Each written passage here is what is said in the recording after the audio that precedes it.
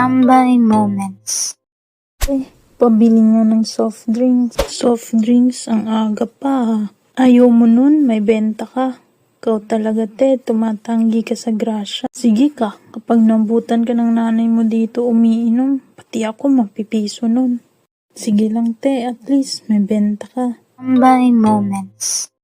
Yung bakasyon, karamihan sa atin ay walang plano kung ano ang gagawin ngayong bakasyon. Yung iba nakapagplanong mag-summer job. Yung iba nakapagplanong magbakasyon sa ibang bansa. At ako, kapag planong maging tambay. Mahirap maging tambay kala nyo lang madali.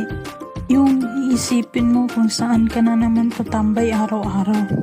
Tigit sa lahat, dapat may pera ka kapag tambay ka. Isipin mo, tatambay sila pero saan sila kumukuha ng pera pang kain? Ibig sabihin, mga rich kid yan. Tambay moments. Sa tambay, kailangan pumili ka ng magandang spot. Gaya nito, tindahan, malinis, may upuan at mesa. At higit sa lahat, may wifi. Tambay moments. Changski, nandito ka na naman. Aling Bebang, musta na? Musta ka dyan?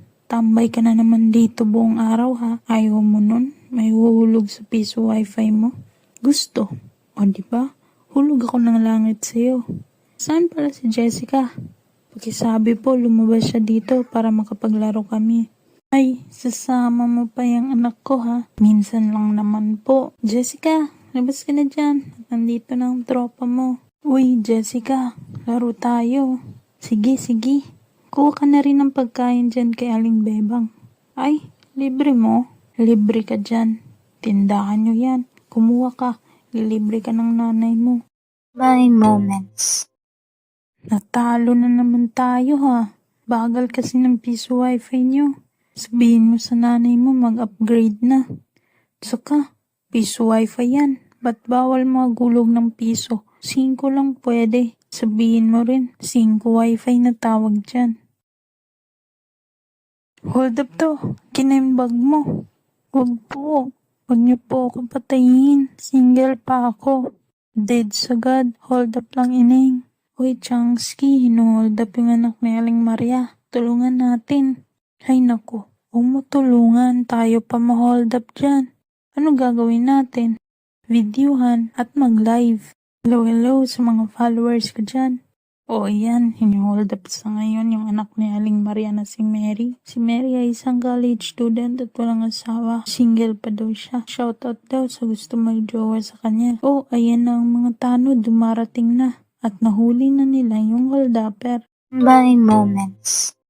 Balita ngayon, nahuli ang isang hold-upper sa Jose Rizal Street. College student ang ni-hold up nito. Ito, kausapin natin si Tanod na nagresponde sa dalaga. At Tanod, paano niyo po nalaman na may nang-hold up na pala sa Dalagita? Kasi habang nakatambay ako sa barangay, nag-scroll ako sa phone ko. Yun, nakita ko yung fina-follow ko. Nag-live si Changski, subscribe kayo sa kanya. Tapos, pagnood ko yung live niya, may hold up na pala sa street namin. Agad-agad akong nakapunta. Ganun po ba? Sige, salamat po. Madam, pwede pa ako pa-shoutout dyan? Di na po, maikli lang oras natin. Balik na sa studio. Tambay moments. Ang galing mo naman, Changski. Ligtas mo si Mary nang hindi ka nasasaktan. Diba, sabi ko sa'yo, video mo lang. Huwag kang susugod, tatakot yan sila. Loko ka talaga. Aling Bebang, pa-cash out niya. Dami mo naman pera. Oo, nag-send ng gift sa live si Kapitan Thank you daw sa akin at naging tambay daw ako. May walking CCTV daw dito sa barangay. Ay naku, buti ka pa. Naku Jessica, gayahin mo si Changski Tambay na may pinagkakakitaan pa. Anak yan ng Kapitan